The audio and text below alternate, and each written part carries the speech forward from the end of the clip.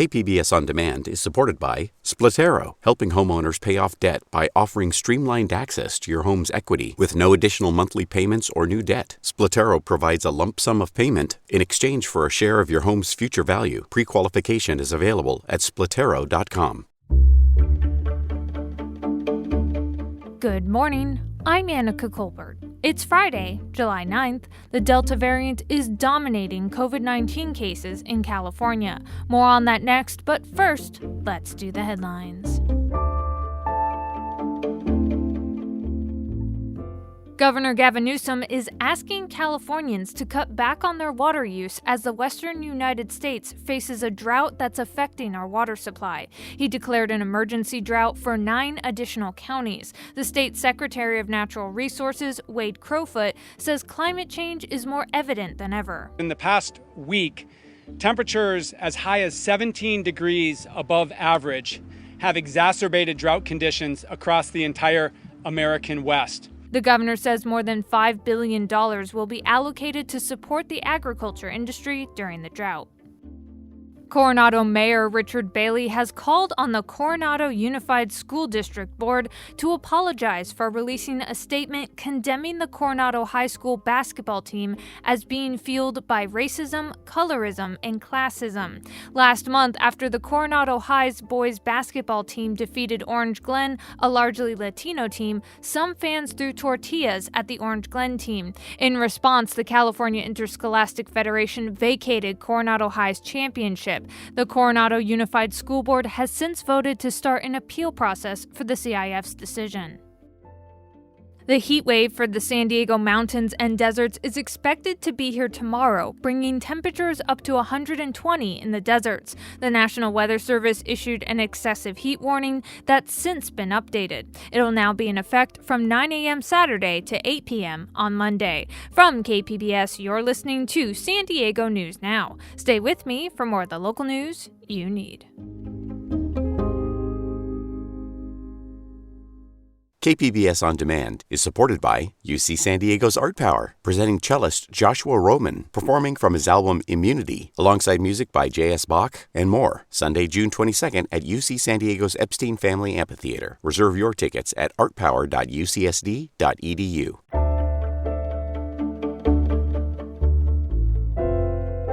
The more contagious Delta variant is dominating new coronavirus cases in California, and now research is showing that just one dose of the COVID-19 vaccine doesn't fully protect against it. KPBS health reporter Matt Hoffman explains. New numbers show the Delta variant is growing, representing nearly half of all sequence cases in the state last month. But in San Diego County, the variant represented less than 10% of sequence cases. Those 54 cases really are just the tip of the iceberg. Infectious disease specialist Dr. Christian Ramers with Family Health Centers of San Diego says to keep in mind that sequencing data could be nearly a month delayed. So the stuff that we see coming in those reports is late. That's sort of what happened 3 weeks ago.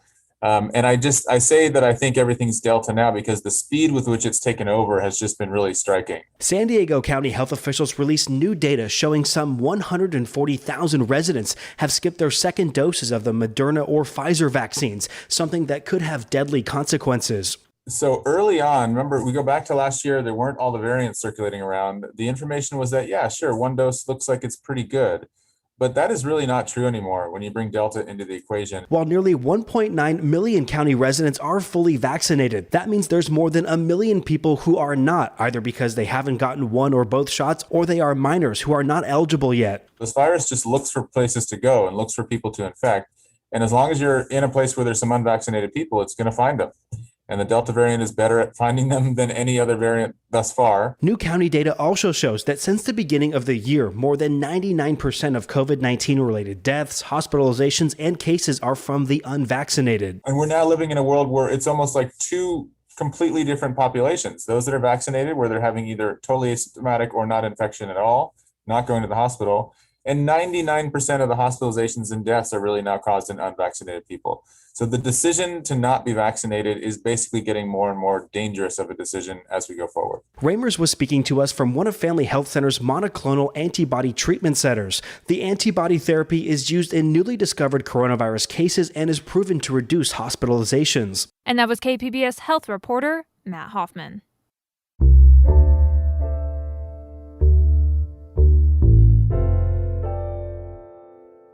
In April, KPBS reported that California regulators allowed an accused sexual predator to work in local nursing homes while they investigated him. Now the state has fined those facilities for violations related to the case. But advocates argue the fines are too low to change behavior. KPBS's Amita Sharma has more.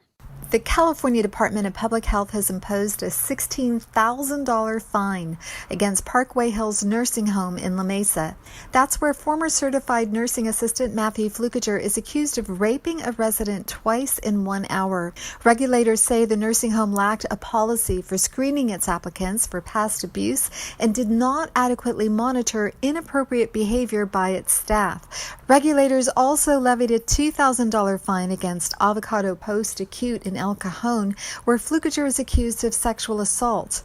The state says Avocado failed to immediately report the alleged incident. Scott Fikes is a lawyer representing one of Flukiger's alleged victims. The purpose of a fine is to punish the person who has performed a wrongful act and demonstrate to other people that if you perform that kind of act, there will be consequences. $16,000 doesn't stop anything. Fikes says state regulators should publicly explain why those fines are so low. CDPH declined an interview request. And that was KPBS's Amita Sharma.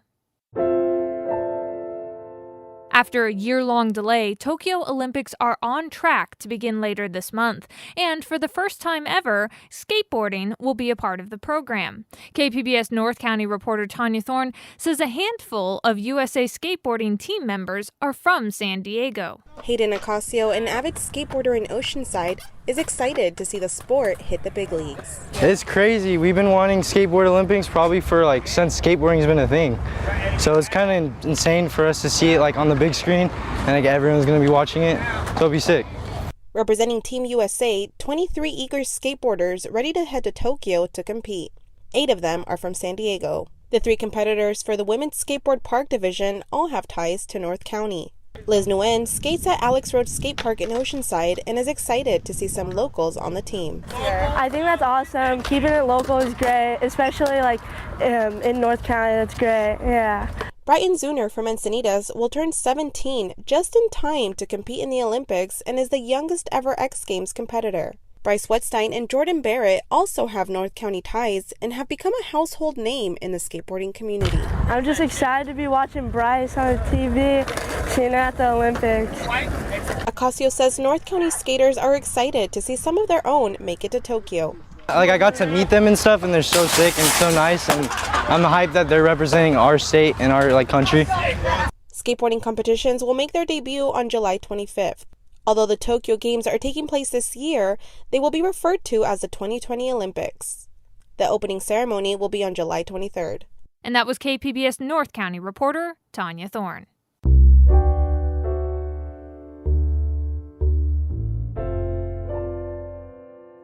7 million tenants across the country are behind on rent more than a year into the COVID-19 crisis.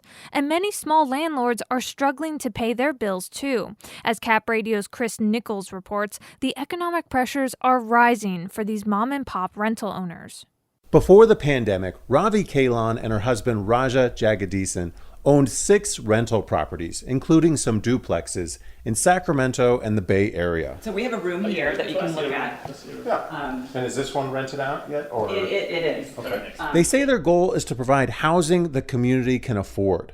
But after the economy shut down, 4 of their 9 tenants stopped paying rent entirely. September we didn't get rent, October we didn't, November, December, January, February, March. So that's $28,000 in just one county. Without this revenue, the couple says they used personal savings to pay for repairs, property taxes, and their mortgages. But Jagadisan says that approach just isn't sustainable. If we want to provide clean, safe housing for people, we need to at least make the numbers work out. More than a year into the pandemic, the bills are continuing to pile up for small landlords who own nearly half the rental units in America and often provide housing that's affordable for middle and lower income renters. But as of this month, landlords still can't ask courts to remove tenants who aren't paying.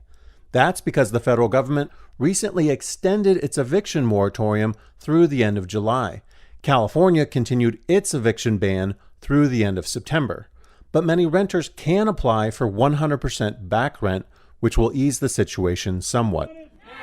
What do we want? No eviction. When do we want it? Now! At rallies like this one in Sacramento this spring, tenant advocates pushed for the bans to stay in place. They say they're needed because just a fraction of the billions of dollars in state and federal rent relief has gone out to those affected by COVID-19. But economists say the eviction ban puts a huge weight on small landlords, especially those whose rental income has dried up. Given the red-hot real estate market, they say some might just sell and get out of the rental business altogether. Homes are selling very quickly, almost no matter what condition they're in. That's Zillow senior economist Jeff Tucker. And therefore, that is a tempting window of opportunity, especially for a small-time landlord, to cash out and sell that home. Those sales are happening, but not to other mom and pop owners, says Russell Lowry, who heads the California Rental Housing Association, which represents landlords. We believe we're shifting the landlord mix from smaller to corporate. That shift could mean fewer entry-level rental options.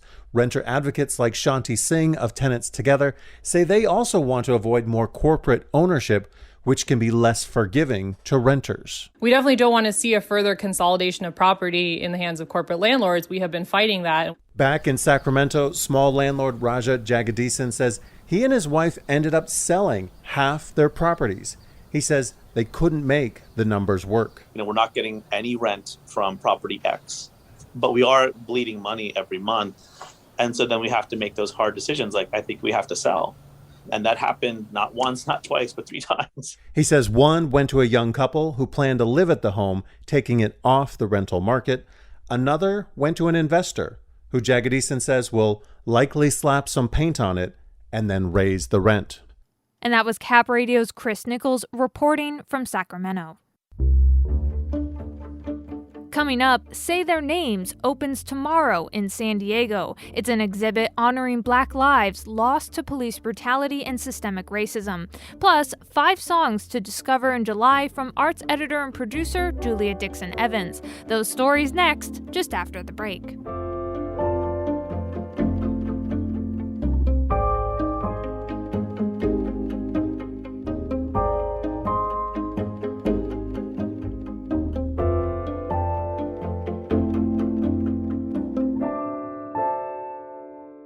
KPBS On Demand is supported by Latino Legacy Foundation, presenting their Storyteller series, Reach for the Stars with Ellen Ochoa, the first Latina astronaut, former NASA director, and San Diego native, Sunday, June 29th. More at latinolegacyfoundation.org. Say Their Names is a new memorial exhibit coming to San Diego honoring Black lives lost to police brutality and systemic racism. The memorial is part of a nationwide grassroots initiative spurred by the protests of 2020 to put names and faces to the more than 200 Black lives lost due to racism. Guy D. Finney is the executive director of the San Diego African American Museum of Fine Art. They're responsible for bringing the installation here to San Diego. He joined KPBS Midday Edition host Jade Hindman to talk about the exhibit. What will people see when they look at this exhibit? Well, it's been a labor of love because I first saw this exhibit out of Dallas when they put it there. And at that time, there were 212 people that they were honoring with these pedestals. We hope that people see something very moving, a memorial, if you will, of those people who have died, and contemplate what has happened, and also be a teaching moment.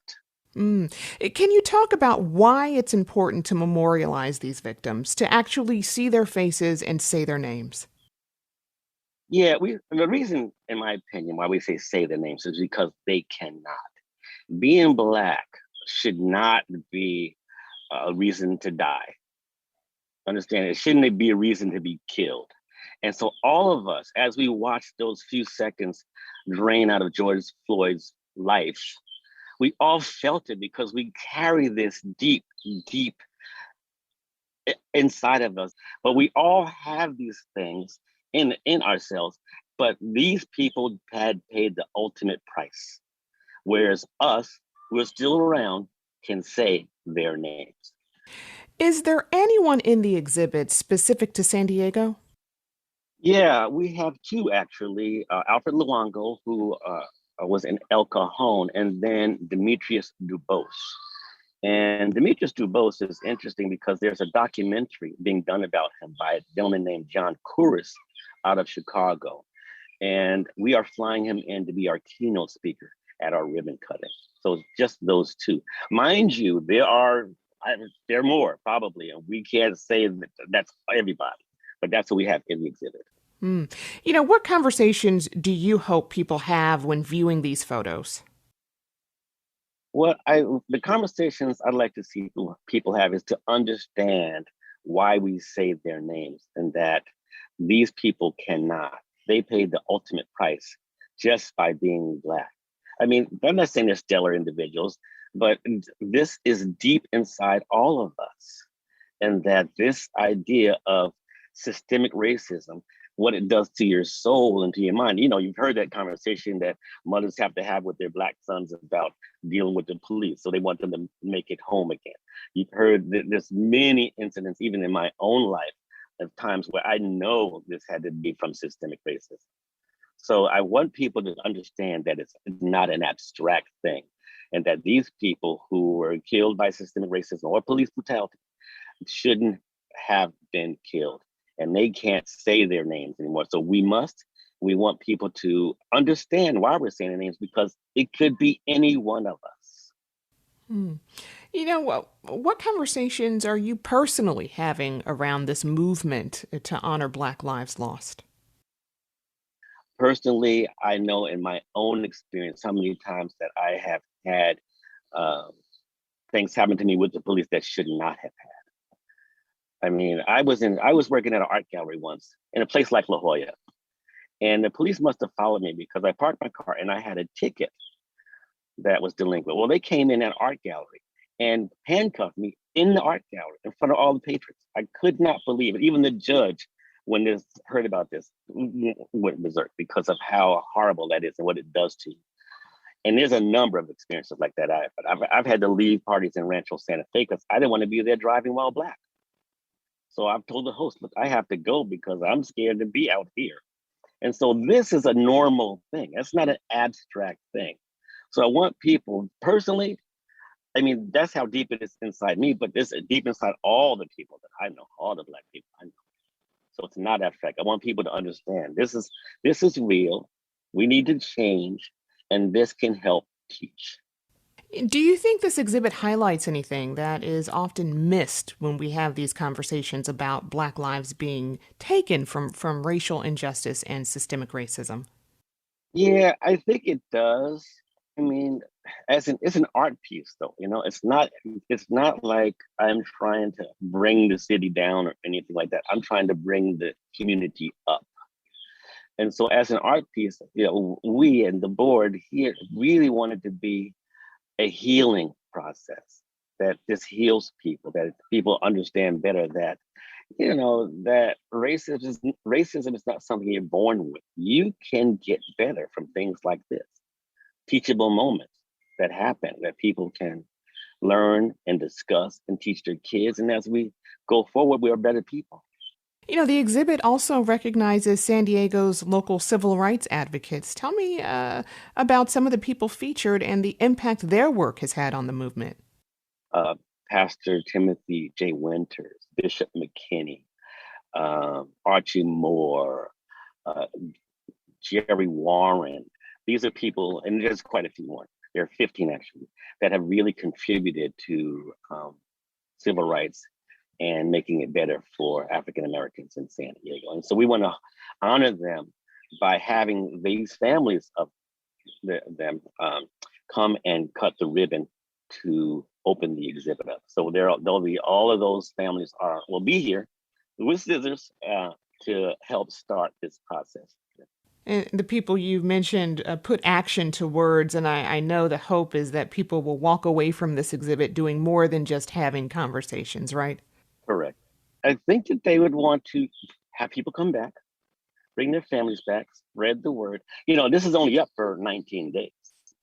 And we do that because it's outdoors. People can come almost at any time, but we have to secure it, of course. And that was very expensive. So it was really hard to find a place that could have us this long. So make sure that they are able to come back before it's over with. We do plan on having a really beautiful performance art closing event on July 25th. And hopefully people will come to that. It's going to be beautiful. Very, very touching moment and fun, like a New Orleans type of funeral on the 25th as we close the exhibit. That was Guy D. Finney, Executive Director of the San Diego African American Museum of Fine Art. He was speaking with KPBS Midday Edition host Jade Hindman. The Say Their Names Memorial exhibit opens tomorrow at the new Children's Museum Park.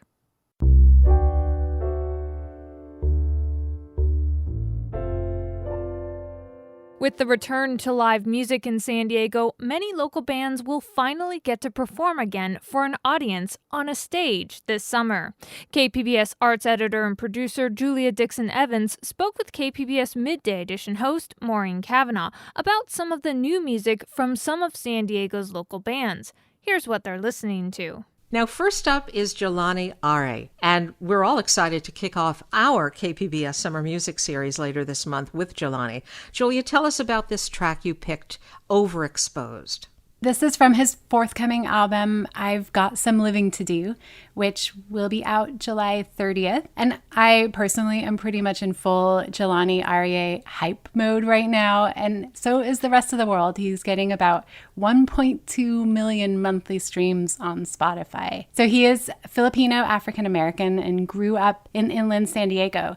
It definitely brings a sensibility to his music of being kind of stifled by that suburban upbringing and a definite wisdom beyond his relative youth. But his music is really bright and refreshing, and I love the latest single, Overexposed. There's tons of really rich texture and layered vocals, and it just feels really original. It's chock full of honest, kind of questioning lyrics, like the repeated first line, why do I do the things I do? Why do I do the things I do? Dwindling down without a clue. Tried to find the closure in a tomb. Overexposed and so confused. Why do I do the things I do? Dwindling down without a clue. Tried to find the closure in a tomb. Overexposed and so confused. That's Overexposed by Jelani Are. And now we have a concert you're excited about, Julia, and a brand new single from San Diego musician Juliana Zachariou. Tell us about Becky. Zachariou is also putting on the finishing touches to a new album, and she's getting ready to headline at Soda Bar on July 24th. And she's a somewhat recent transplant from Nashville, and I feel like we're pretty lucky that we caught her here. Her music's dreamy, and it's inventive pop. It's really earnest and grounded, as well as being kind of whimsical. And I find that this latest track, Becky, is just a really great love letter. It's a total homage to the kind of love and romance that's really steadfast, like how magical some of the really mundane stuff could be. Like buying a carpet for your house is one of the lines in there. Indie fans should definitely have Juliana Zachariou on their radars. Underneath the pacing feet is a carpet that we picked out together. Soft to the touch, it didn't cost much, just a ticket to the movies. And we took it home and rolled it out and laid there till the dawn. Becky is a new single from Juliana Zachariou. She'll perform at Soda Bar on July 24th. Next is an older track, Night and Day, Sometimes Nonsense Helps by Irene, who will perform this weekend at High Tea, a fundraising gala from arts organization the Hill Street Country Club. Tell us about this track.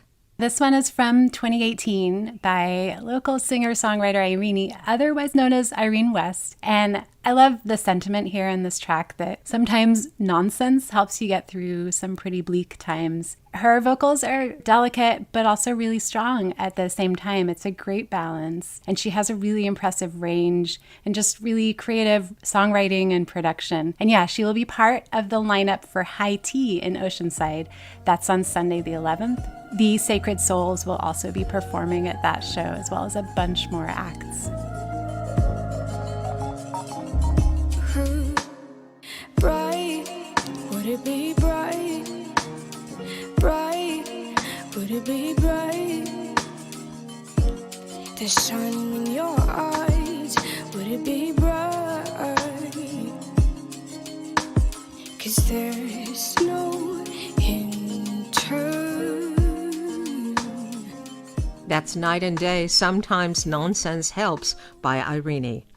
SD State of Mind Volume 1 is a new compilation of local hip-hop acts. Tell us about this, and Julia, which track you picked? Yeah, it's an anthology with 16 new tracks from some of San Diego's best hip-hop artists. The entire album is great, start to finish. There's a ton of variety. And they're also having an album release show on July 14th at the Casbah, including some open mic time before and after the main show. And it was really hard to pick a standout track, so I just kind of went for the one with the most contributors. It's like an all-star batting lineup. This one is For the Culture. It's a remix of a track from a few years ago with Kali and Ralph Quasar, also featuring Rick Scales, Callie the Dreamer, Real J Wallace, Mickey Vale, Apollo, and Beto Perez. Each artist here really brings their own style to their clip, but it never feels disjointed. There's this hypnotic refrain and some melodic flourishes. They really unify the whole song. And I'm partial to rapper Mickey Vale's kind of wry comparison to kombucha. I love the original version of the song that was from last fall, but this remix feels just as essential. Afro, future, Nia, Umoja. I'm like kombucha. I grew up with the culture. You still living with your mama, so you do it for exposure. All these pay-to-play promoters got me losing my composure. SD State of Mind, fresh state fam.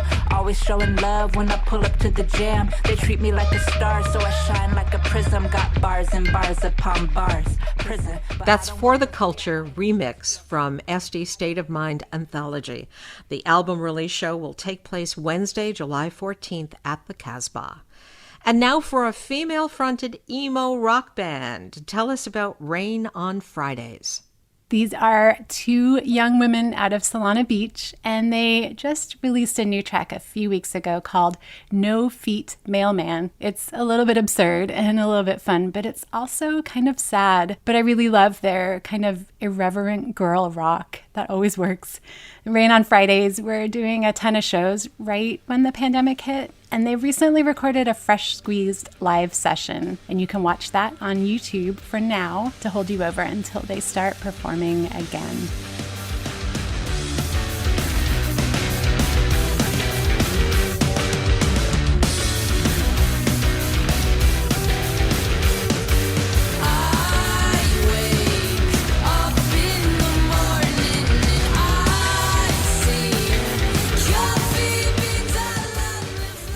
That's No Feet Mailman by Rain on Fridays.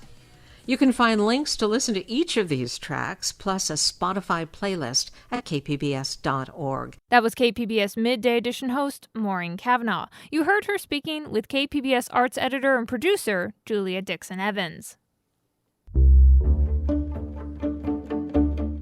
And that's it for the podcast today. Be sure to catch KPBS Midday Edition at noon on KPBS Radio, or check out the Midday Edition podcast. You can also watch KPBS Evening Edition at 5 o'clock on KPBS Television. And as always, you can find more San Diego news online at kpbs.org. I'm Annika Colbert. Thanks for listening, and have a great day.